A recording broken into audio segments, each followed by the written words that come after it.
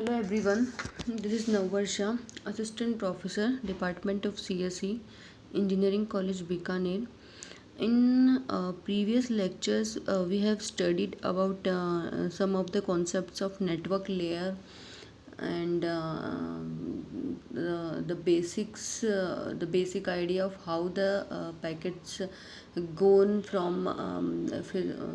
from between network layer and data link layer and network layer and transport layer. What are the services network layer provides to transport layer, and the protocols which are used in which are used on network layer. That is IPv4 and IPv6 protocols we have studied. So we'll move further and we will see how the packets are transmitted in network layer. So basically the packet transmission on network the packet transmission is basically the responsibility of network layer, and network layer has to decide which route is. See, whenever you are transferring a data from one network to another network, so there are in between there are more than many routers are there via which the packet has to pass.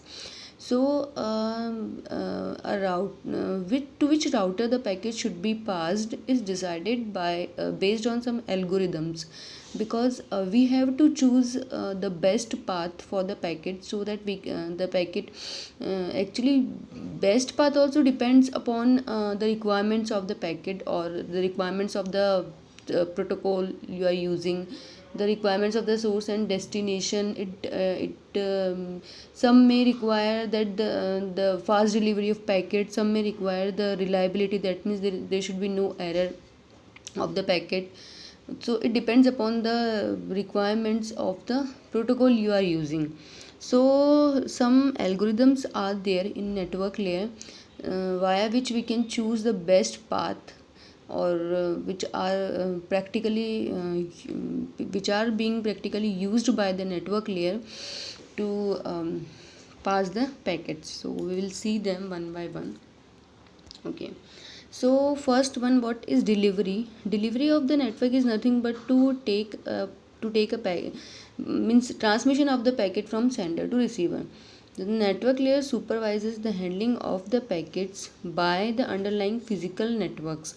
So ultimately when the network layer ultimately the transmission is done by the physical layer. So we are here studying only for about the network layer, but a network layer has to do what has to supervise the transmission of the physical layer. So this defining handling of the this handling of the packet is known as the delivery, basically. So we have two types of delivery mechanisms are there.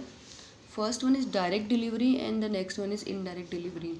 So basically, what is direct delivery? Direct deliveries happens when the two nodes, two routers or two hops are directly connected with each other.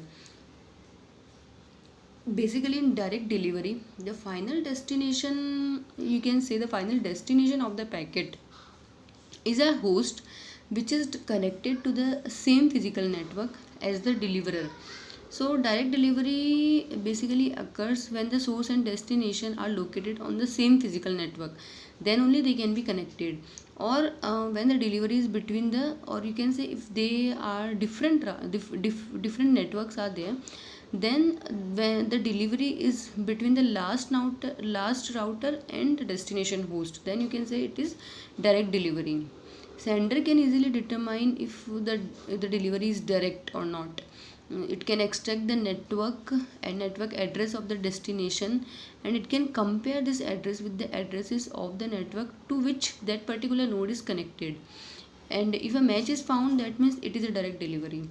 Otherwise the delivery is indirect, means you have to pass the packet via many routers. So this is the diagrammatic representation of direct delivery. Okay, wait a minute. See, this is direct delivery. So here what is happening, two hosts are there, and this is the network. Okay, so this host wants to this is the source, and this is the destination.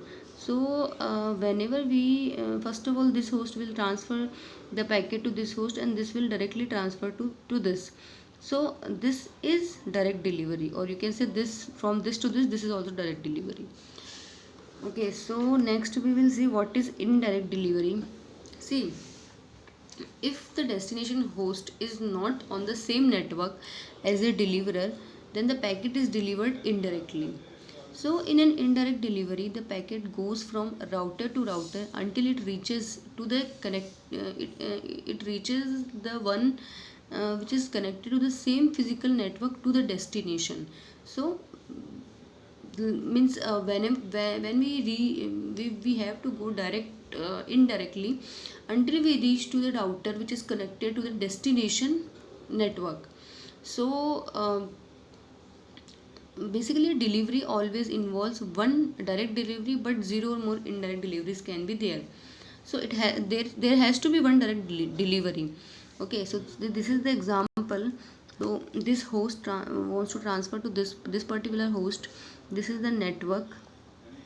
So this is what is indirect delivery. From why? Because between this host and this router, means this is source, but this is not the destination one. So this is indirect delivery. When we are transferring directly to destination, it is direct delivery. So next, this router will transfer to this host. So this is what is direct delivery. Okay. Next we will see what is forwarding. Forwarding basically means to place the packet in its route to its destination. It requires a host or a router to have a routing table. Basically forwarding means transferring the packet from one node to another node. So how we can transfer the packet for this purpose? Each and every router have a routing table. Means if you want to transfer to A, you have to transfer to this router. You want to transfer to B, you have to transfer to this router, like this. So each and every router has a routing table, and based on that routing table only, the router will transfer the packets.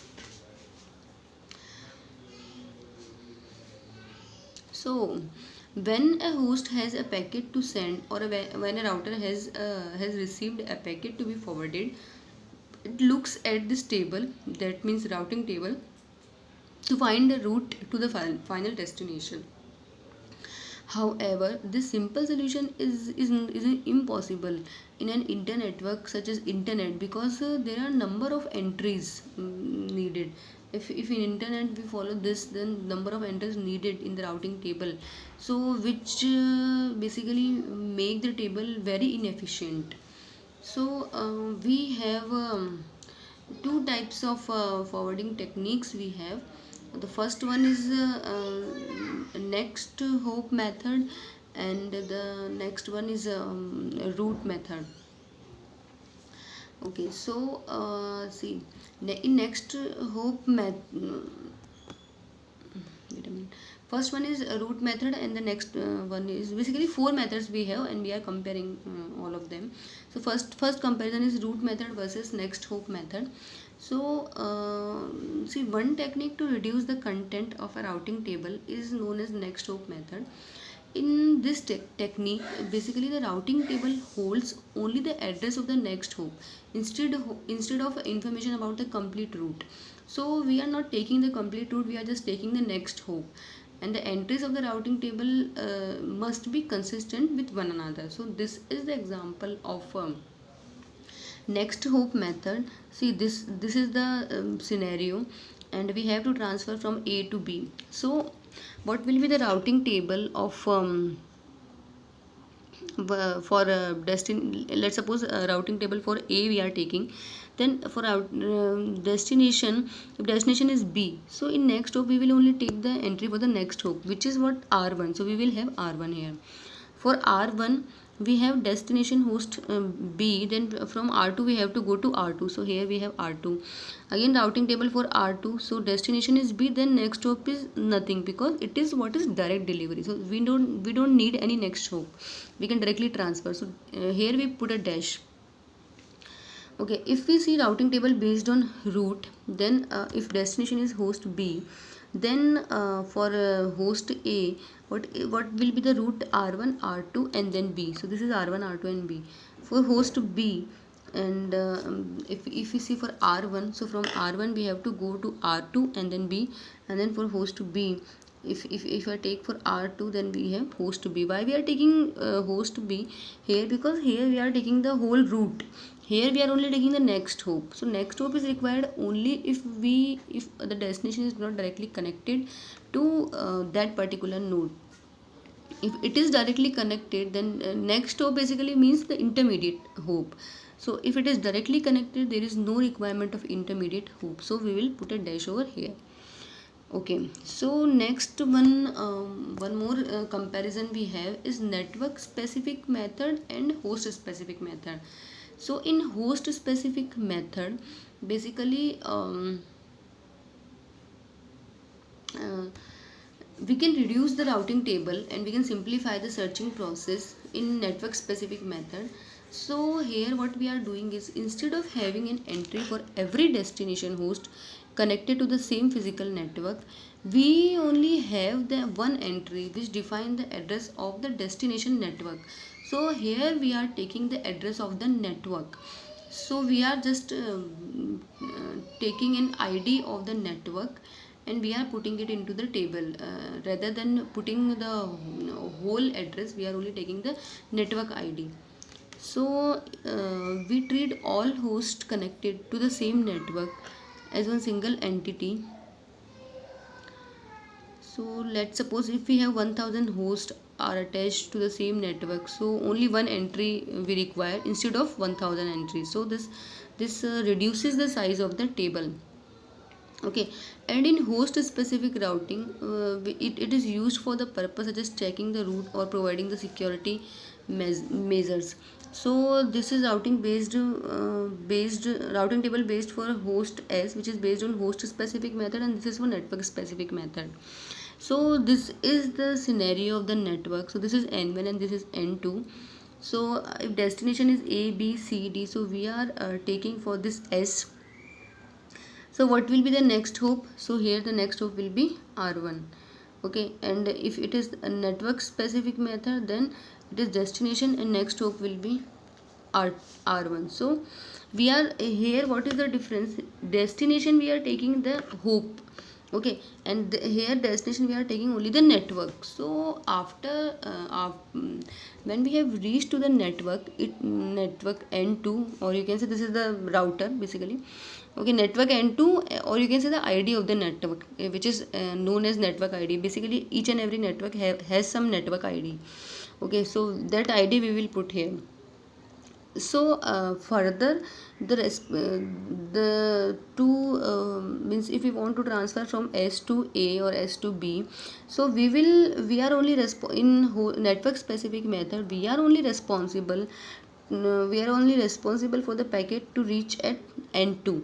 Okay, further how the packets are to be transferred to the host is the responsibility of the network. Basically it is the local responsibility of the network. Okay, so we will only take this N2.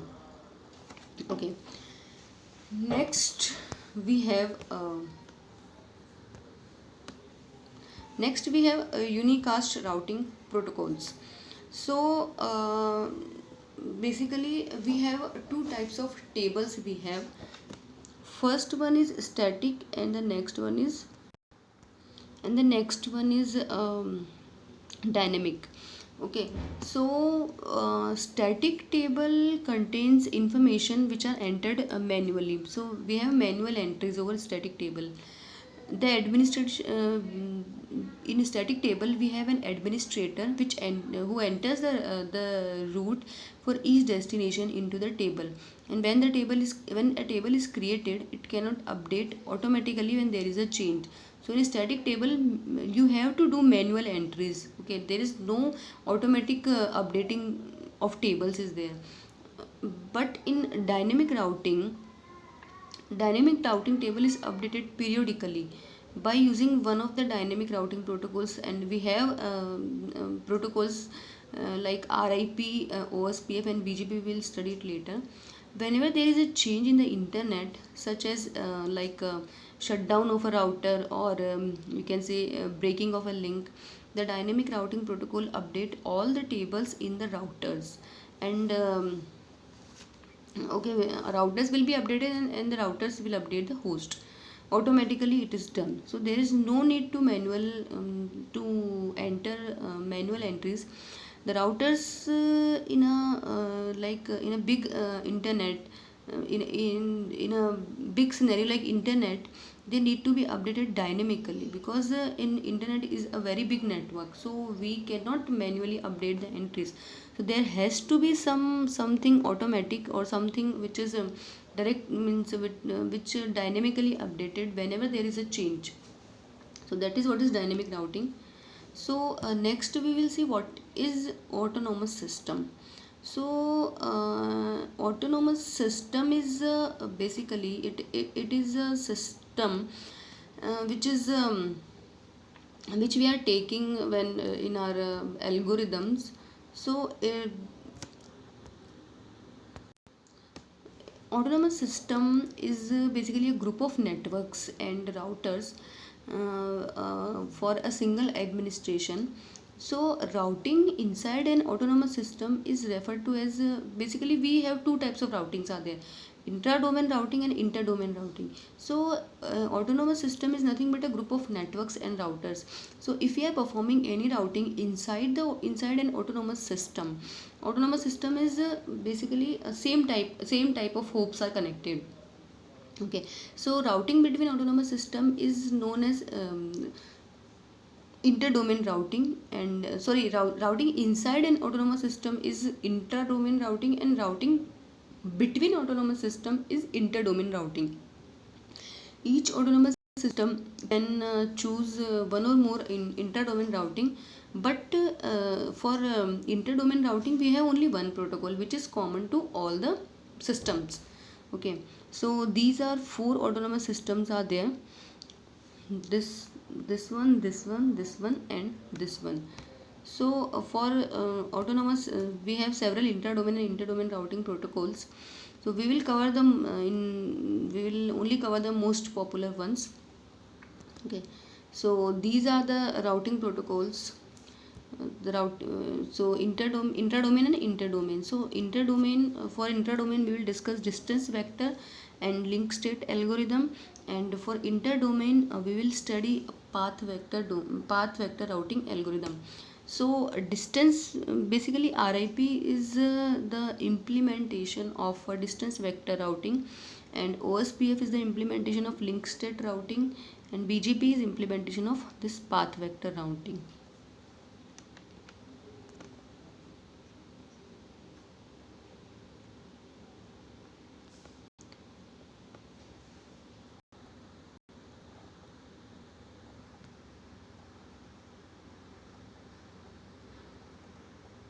Okay, so today we will see distance vector routing.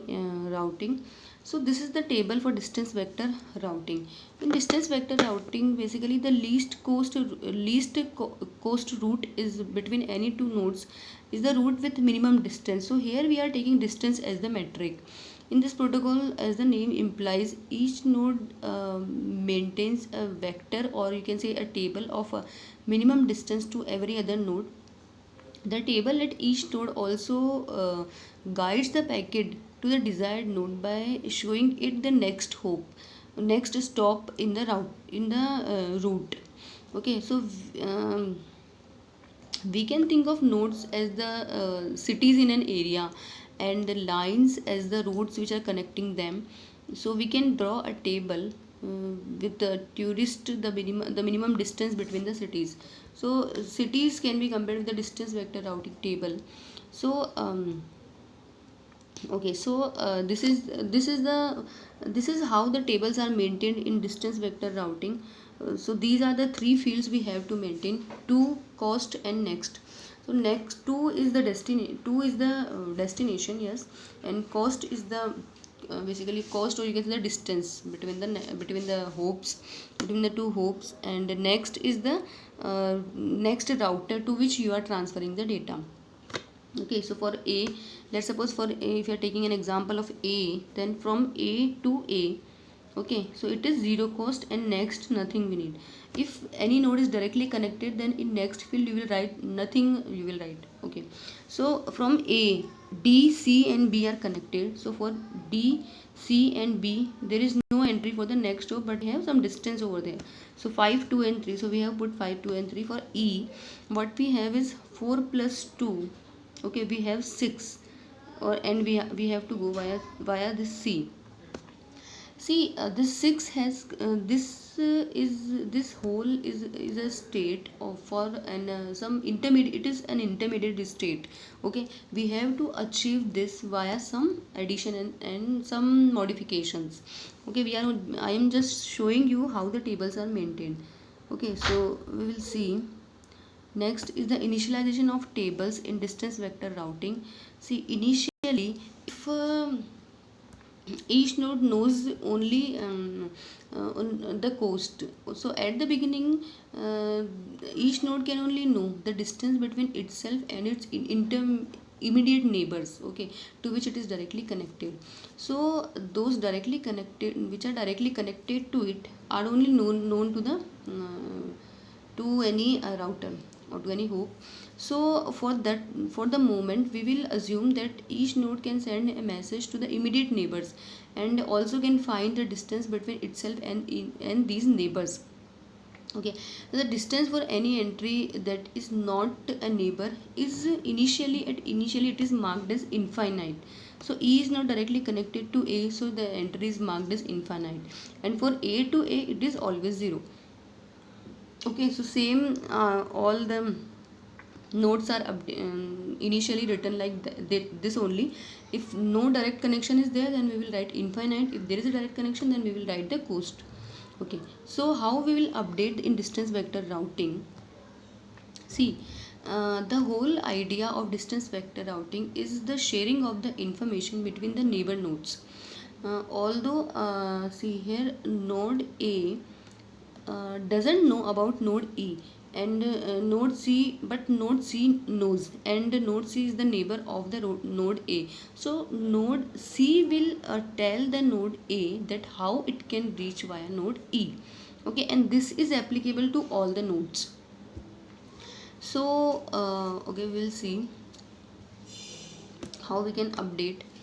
See, whenever a node receives a see we have a 3 node entry. Okay, so but we will transfer only a 2 column entry to the neighbor node. Why? Because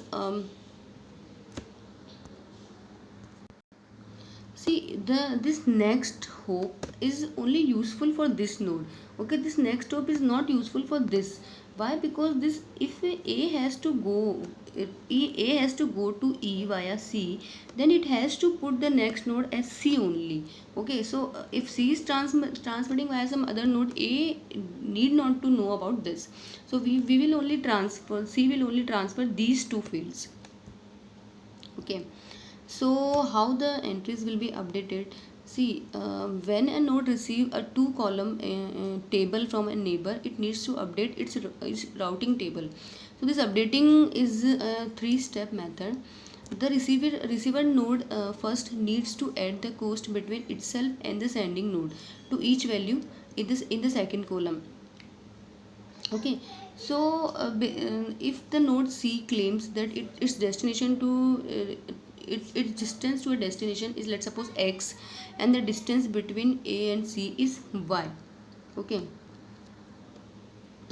so the distance between A and that destination via C will be x plus y. The receiving node, okay, so this is the first thing. Next, the receiving node needs to add the name of the sending node to each row as the third column if the receiving node uses this information. So if A is taking the information from C, then it has to update the next node information.